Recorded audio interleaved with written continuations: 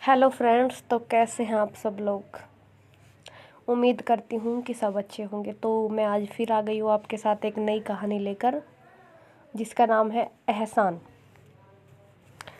तो आइए शुरू करते हैं हम अपनी कहानी।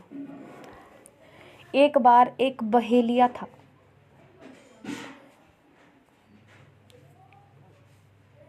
वह जंगल में रहता था।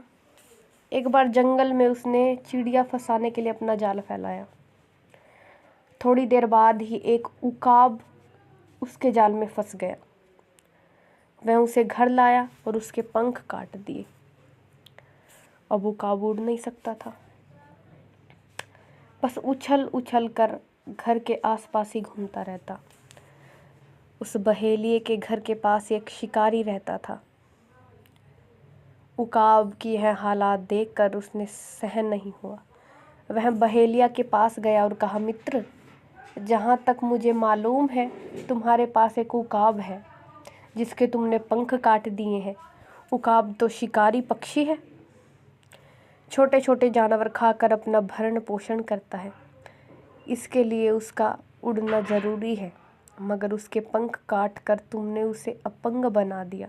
फिर भी क्या तुम उससे मुझसे बेच दोगे? बहेलिये के लिए उकाब कोई काम का पक्षी तो था नहीं, अतः उसने उस शिकारी की बात मान ली और कुछ पैसों के बदले उकाब उसे दे दिया। शिकारी उकाब को अपने घर ले आया और उसकी दवा दारू करने लगा। 2 माह में उकाब के नए पंख निकल आए। वे पहले जैसे ही बड़े थे। अब वह उड़ सकता था। अब शिकारी को यह बात समझ में आ गई तो उसने उकाब को खुले आकाश में छोड़ दिया। उकाब ऊंचे आकाश में उड़ गया। शिकारी यह सब देखकर बहुत प्रसन्न हुआ। उकाब भी बहुत खुश था और शिकारी का बहुत कृतज्ञ था। उसकी कृतज्ञता प्रकट करने के लिए उकाब एक खरगोश मारकर शिकारी के पास लाया। एक लोमड़ी जो यह सब देख रही थी उकाब से बोली, मित्र, जो तुम्हें हानि नहीं पहुंचा सकता उसे प्रसन्न करने से क्या लाभ?